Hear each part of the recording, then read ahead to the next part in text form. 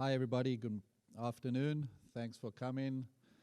Lucky the lights are in my eyes and can see how full this place is. But we're going to give a little bit of a story of how we started with BIM and where we got to and how we got to where we're going. It's a little bit of a journey. We'll tell you a little bit about who we are and how far we've come and how far we intend to go. I'm not sure who's in the room. I don't know if it's a bunch of architects, engineers, AutoCAD, or yeah, who else? Any owners? Ah, good. FM guys, retail guys. It's a bit retail-centric, this little talk, just because that's where this little development of our BIM story went. Little bit who we are. Turner Fleischer Architects. We've been around for about 40 years. There are about 110, 120 people in our practice. Up and down constantly, I guess, as the work comes in and goes out.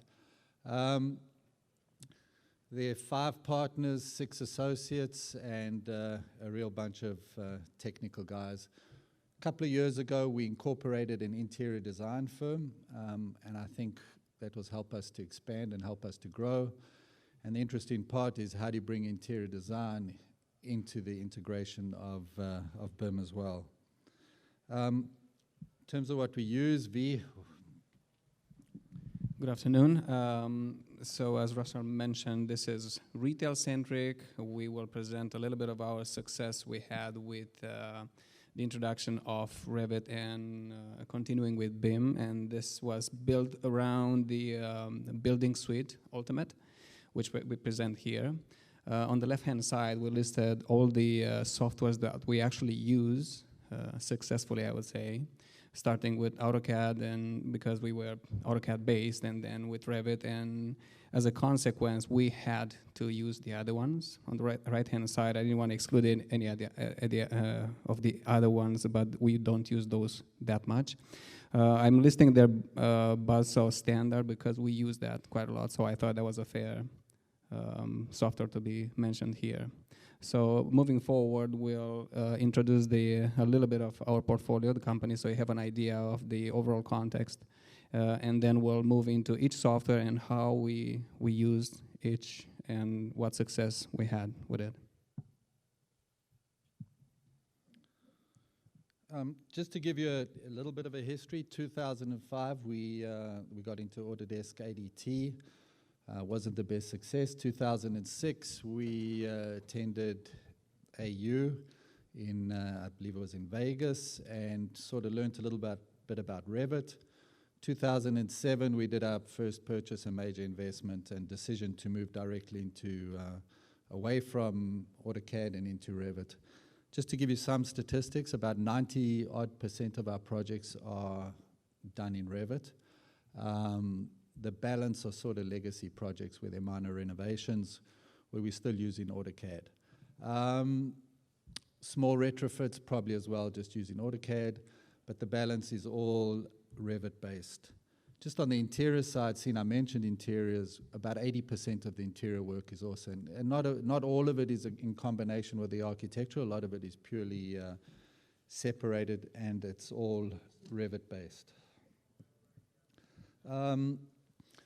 Again, just a bit more history. In about 2008, the market crashed, as everybody knew or knows or experienced.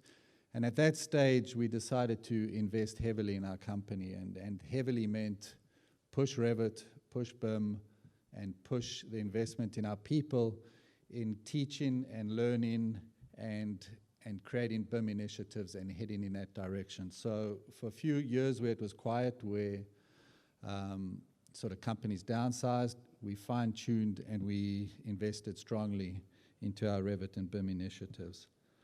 Just a little bit of history, just some of the projects we've done. Maple Leaf Gardens, I'm sure everybody knew about this conversion from an ice rink into a food store, into an ice rink, and into other retail space. We completed that. Again, relatively complete model, involvement of some of the engineering disciplines, not all, but successful outcome for a very difficult project. Queen of Portland was probably our first mixed-use project in which we utilize BIM. Was it a full BIM model? Not at all. It was mainly architectural and structural component, but again, ended up solving a lot of problems for us and helping us realize the power of it. Another renovation project, Broadview Lofts, a residential project, St Andrews on the Green. We do a lot of retail and residential work. Some more high-rise circa in Markham for one of the big condo developers. Smaller projects, townhouse stuff, and how we incorporate in using Revit and BIM in townhouse sort of smaller scale work. It's a bit of a challenge, but I think we get in there as well. On the high-rise side, we've realized a lot of cost savings. We've realized a lot of opportunity for our clients in estimating and the accuracy of estimating, which has benefited them a lot. Canadian Tire, a little bit more of a struggle, trying to convince these guys to get in with a program and transition from AutoCAD, not that much luck. All our retail stuff we do, sort of strip retail, all done as complete a model as we can. And LCBO, again, another one of our clients who we're trying to convince to move in the dark side, from the dark side, should I say, to the lighter side, and integrate a full model. Not easy. McDonalds, we did a rollout of about 450 renovations and new stores. A bunch of the renovations were done, as I said, were legacy projects done in AutoCAD, but a lot of the stuff we created a full model, which was extremely successful. Interiors, this is a little bit, and this which leads into the retail stuff that we created, the interiors of the gardens. Another Loblaws-based store for Tino's, which is a total BIM model, interior, exterior, complete, another view of Maple Leaf Gardens. So Revit, how did we transition into to Revit? And how we've used it in terms of our retail work. When we purchased the Revit software, we were doing a lot of work for Loblaws, a lot of supermarket-related work that we use in AutoCAD ADT, sort of difficulty with how that worked, and how we would introduce them to Revit. And the bottom line was, no, not interested. Too much money, we don't want to pay for it, we're not going to transition.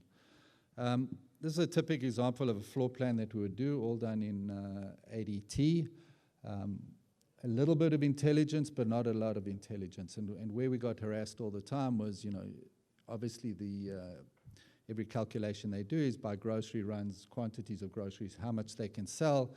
And if we couldn't give accurate numbers, we're relying on people to count little 4-foot sections or 3-foot sections, depends on the shelving and cases we were using, created endless issues. At that point, we said to them, we took it upon ourselves and we said, we're going to convert these drawings to Revit, we're going to create the families, we're going to do everything that it takes to create an intelligent model that you can use.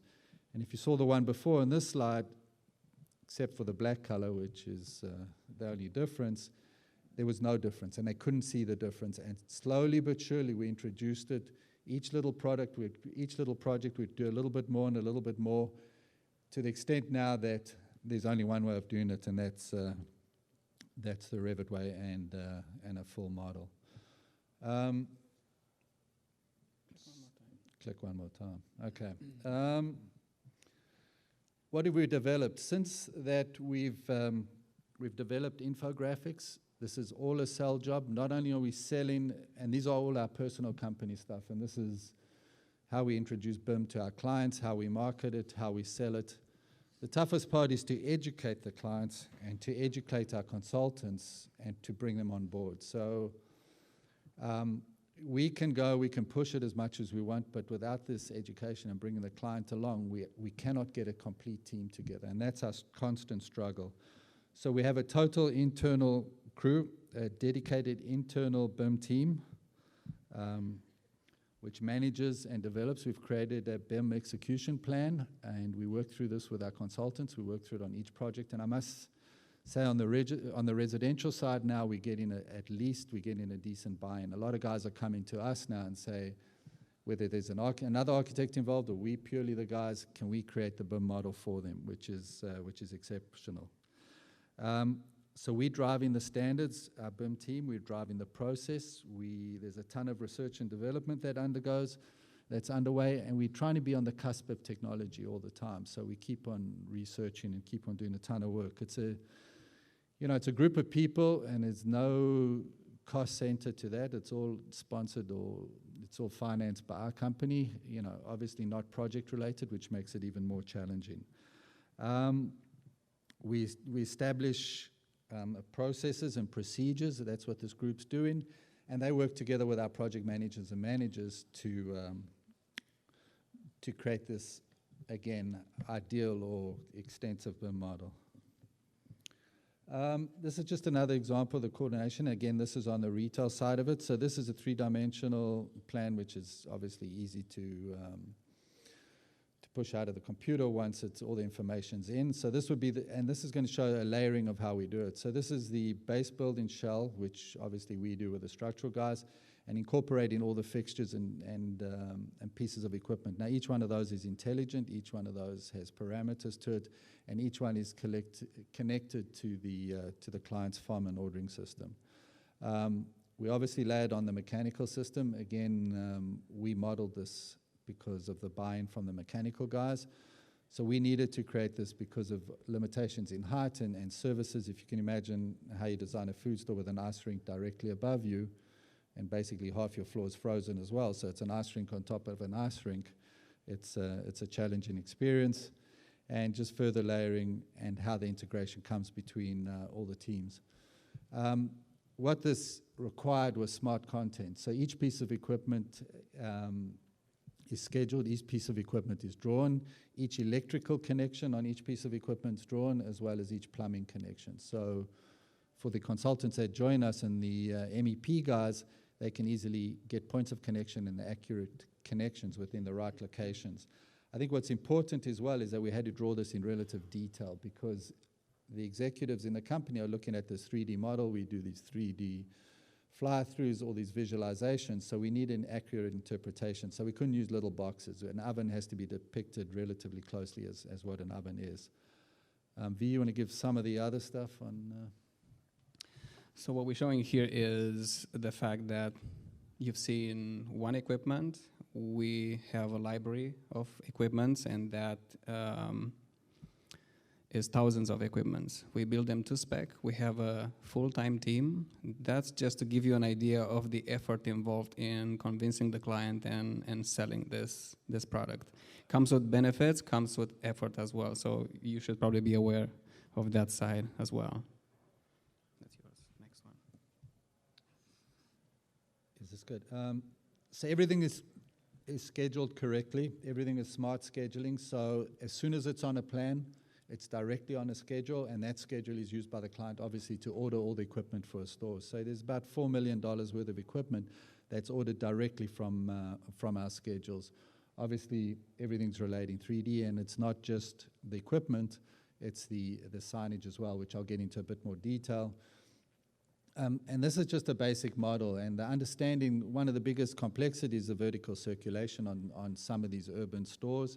And I think what we can do in short order is indicate and provide quick review diagrams and snippets for these guys to understand what's happening in 3D rather than just 2D, because none of all these people, the clients, are actually architectural based, obviously, or construction based. A lot of them are businessmen who are just interested in finances and stuff. So this gives them a purer view. And it helps the contractors as well, which is important. This extends to the signage, which you want to talk a bit about? Yeah, I'll speak to that. So signage is not something we did to this extent previously. And if you look at the title of this session, you'll understand that with pushing BIM, we try to generate new revenue streams. So now we are doing signage to this extent. So that's, in our view, a new revenue stream. This was done previously by interior design company. They did a great job, but you're mostly looking at nice to look pictures. And when you get on site and you have an interference with a duct, you have to address that problem, not nice. So starting 2009, we start building signage to spec, design signage first of all, building to spec, just like we build the equipment, all the finishes, obviously dimensionally correct, and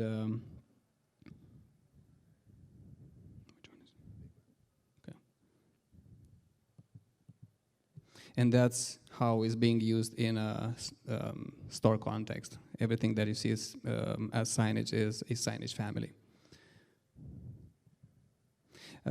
Obviously, the added benefit that you keep hearing over and over again when there's Revit talks and BIM talks is everything you place in plan is going to be updated in elevations, sections, and this is a clear example of that. We don't move a finger to get those interior and exterior elevations.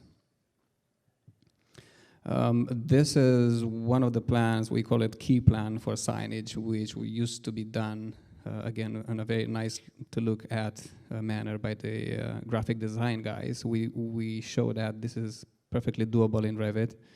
The drawings the plans look perfectly identical, and the location, more importantly, is precise as well.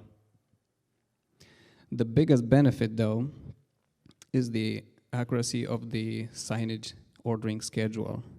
The manufacturers are using this, the client is using this. There was no workflow prior to that for ordering. The way to get the number of signs prior to the Revit implementation was to count. The project managers would count one by one, see how many pieces of each. Now they are very happy to use this system. So I think from the one sign to the ordering system, we showcase one complete workflow in our mind successful, and that can be used as an example. When we have the chance, and this is one instance when we did that, we take Revit to model. To fabrication. So in this instance, we have a close relationship with the manufacturers. We exported to CNC. They manufactured the stencils used for those big letters at MLG. Then we get into the toys, obviously. So all of that and attending AU and stuff, I'd have a 3D printer. Like, that's what I wanted. It just looks, nice to hand a client a little toy. And the interesting thing, and it's probably negative to Revit, but I'm just going to say it anyway. You take this big presentation to a client, you put it on your smart board, you got all the equipment, you fly through, you show them the models, you turn the models around, you do whatever you can. The alternative is you bring this little thing, this little 6-inch tower, and these guys are fondling the tower throughout the meeting, and the whole discussion on a big condo building, 30, 40 stories tall, is this little 6-inch 3D models. So people still like to touch and feel. So I think we're using this tool in combination with obviously the details that we need to. Navisworks has been successful for us. V, you want to talk a bit about this model? Absolutely. Can you run this? Or? I'll try it. So this is another example of a software included in the building suite that we incorporated out of necessity, and because it adds value to the project and obviously brings value to our client. This is a typical review session with the client prior to using Navisworks. What it is PDFs on the smartboard, 2D. The client is looking at it, marking it up. It's all good. In the interest of time, I would have clicked next. Okay. Now this is the actual Navisworks model used by the same client. Same viewpoint. We can dim down the volume if that's possible. First one. There you go. It's the absolute same model now go in to the same review. client. Up top. And then what you can do is And then we take the same model marked up by our client, and what you're seeing here is all the project team in-house getting together and looking at what the client marked up. And we have the signage team, the fixturing team, the base building guys, the Revit building team.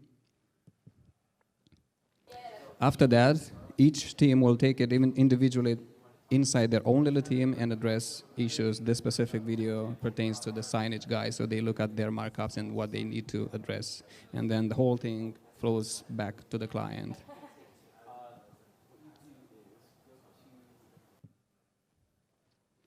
In terms of how our models look like, this is a quick preview of one of the stores. It is important to understand what we use it for. Is really a quick walk of the store. Is the visual inspection and the clash detection, and this is the visual inspection part of it. And you see how much detail we can put in it and how important it is for the client. In terms of what kind of information we add to the items in the stores, I'm just showing how we enable the links really in Navisworks, but the punchline is when you enable those links, you get in the vicinity of an equipment and the link is enabled, you can click on it and you see the spec, get to see the spec. So that's part of the review process with the client. The specs are posted on Autodesk Basso, and that's why I've listed that as part of the suite right at the end. So that's the spec right there on Baz. All the project managers, construction managers, the review team, they can all access that, and there's no confusion as of what is this piece of equipment.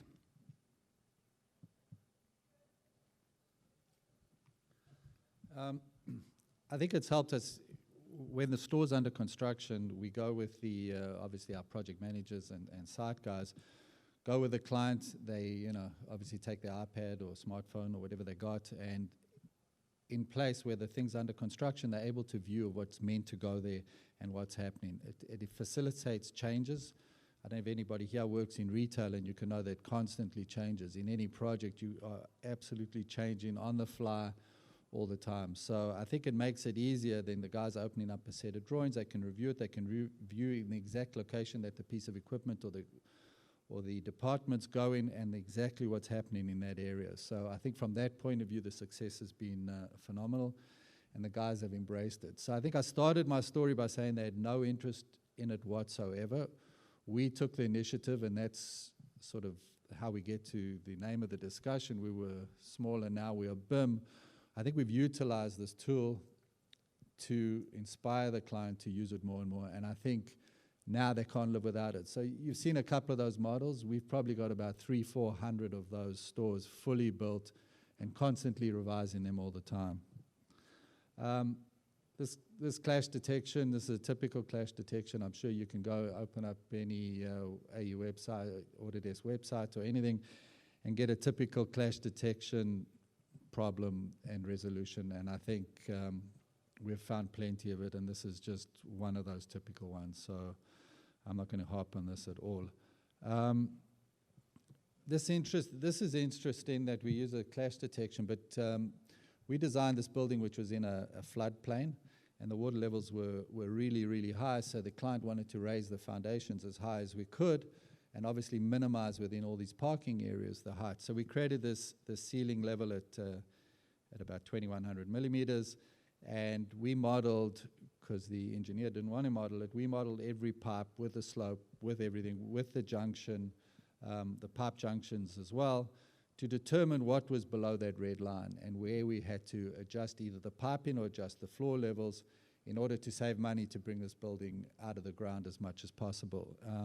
I don't need to tell you on the savings, but it was extensive, and I think the small spend that he realized on this, even though we call it a clash detection, was basically a design exercise, was well worth it.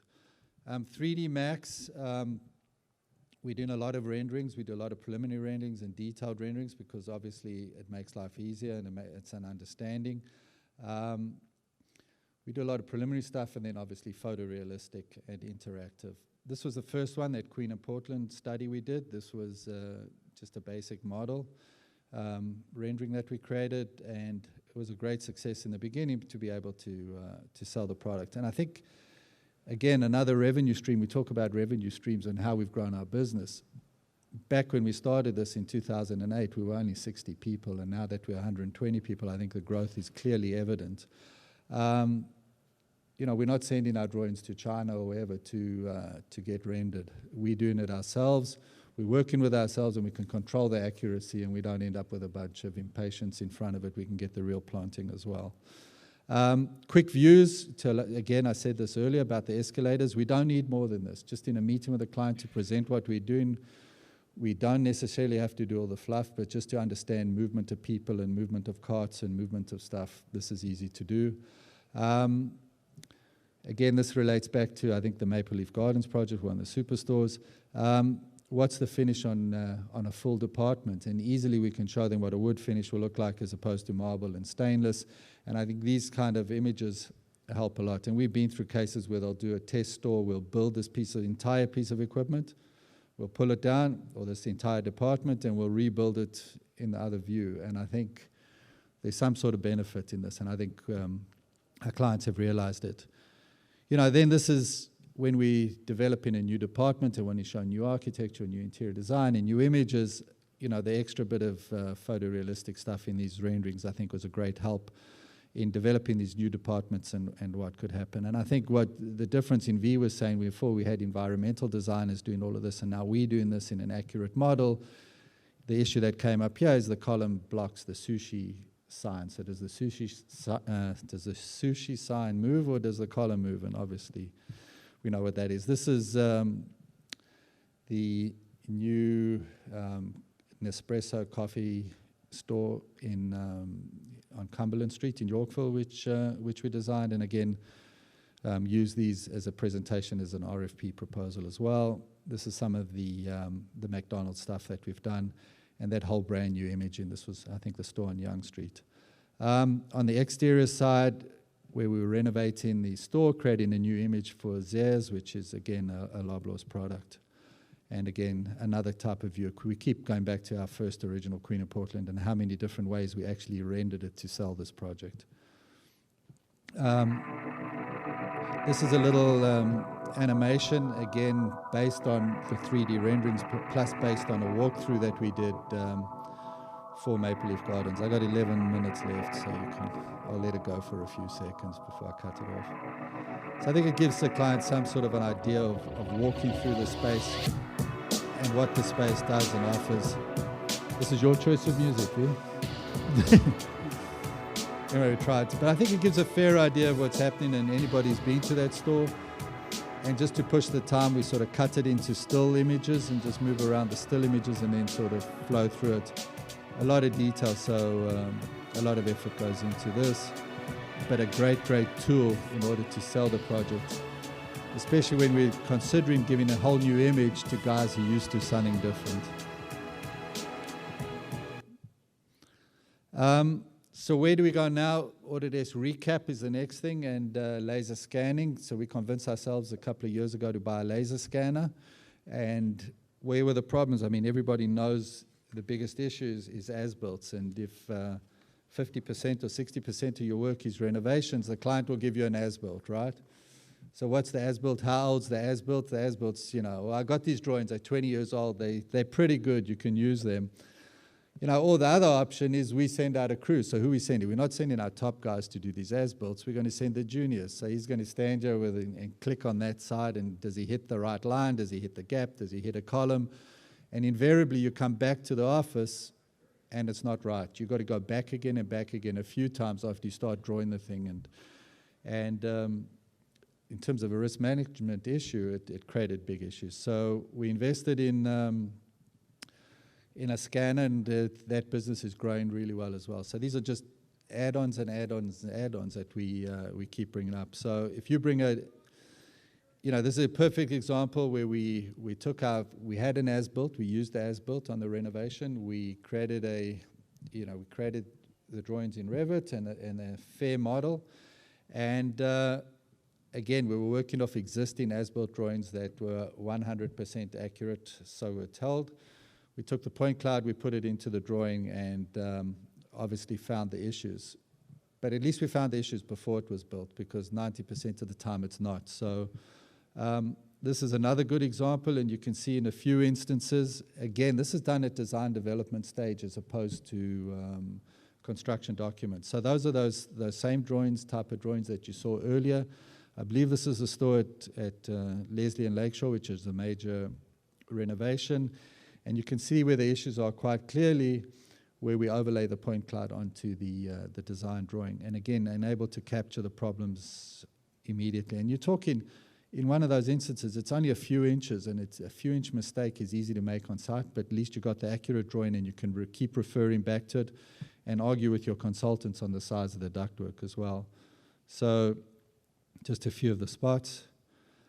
And again, they're just some other views of where the ductwork's going through, where it shouldn't go through, and how the structure interferes with the bulkhead. But it's easier to adjust the bulkhead. You make the decision in a meeting with everybody, do you adjust the existing ductwork, or do we adjust the new bulkhead? So obviously, we can make those decisions in a room, in front of a smart board, and get moving, which is beneficial. So the scanning has become a big thing for us, and I think we're nearly ready to buy a second one. So that's how the business is growing constantly.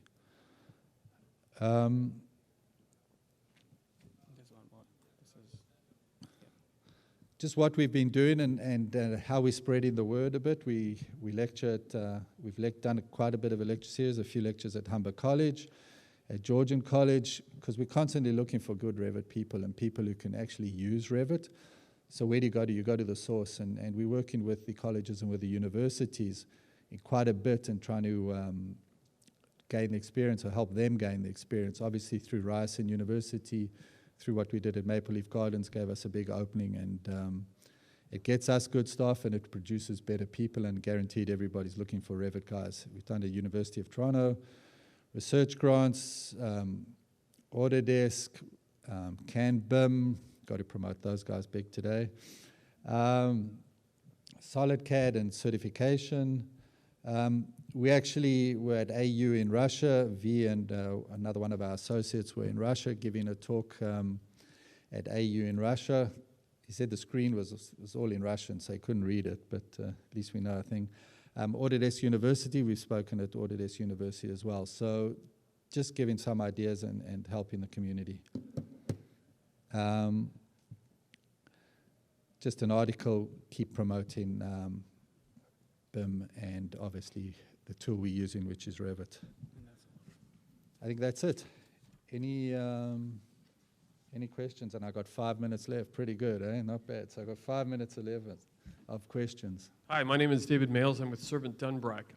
Really curious to know if at this point in your journey, shall we say, to using model-based workflows in your project development, have you gone back and looked at the way you did work and analyzed the efficiencies and been able to quantify them?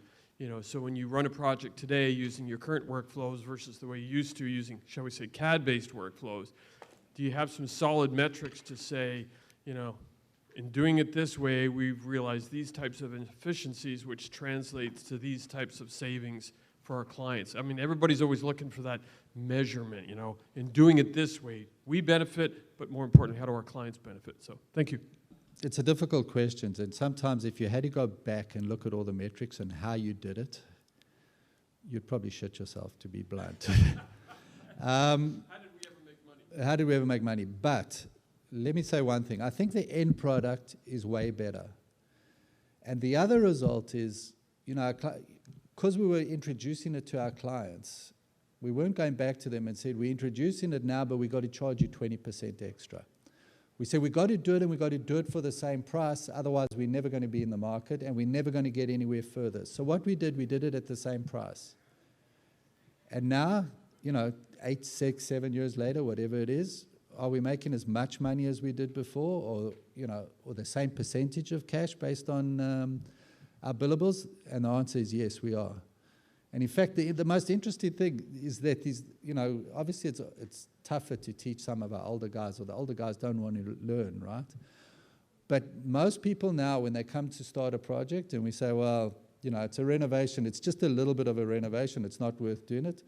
They say it's worth spending the time, let's convert the whole project, let's do it in BIM. And even for a small renovation, so we're making percentage-wise as much money as we did before. So if that's a fair metric to And I think that, you know, the products are better. Like there's, you know, we all make errors and there's all, you know, famous little mistakes. And I think we're solving a lot of those problems. And I think we're offering our clients way, way more than we could before. You know, I have a bunch of slides and, you know, discussions more on the condo side. This we chose to do on the retail side. But on the condo side of it, we did analysis of an entire building on just on the window frames. So the window frames on a condo, about $42 a square foot. We did a calculation. They sent it out to their sub-trade. The sub-trade did the calculation. Our calculation was, say, I'll use a round number of 10% less material than they did. It was very friendly. It was, you know, integrated project delivery or whatever. We worked closely with the trade. You know, little things we missed. We missed some covers, some slab covers, some internal corners. We added that into our drawings. We all agreed that the number was correct. And the savings projected were close to $500,000 on a condo. So the client got what he wanted. And again, the fees are the same. The fees don't go up. We private sector work. The competition is really strong out there. And we've got to make it work. And I think we have made it work. So long answer to a short question, yeah, the metrics are working. Anything else? Got 2 minutes and one more question, I guess. Thank you. Thank you very much. Thanks for coming.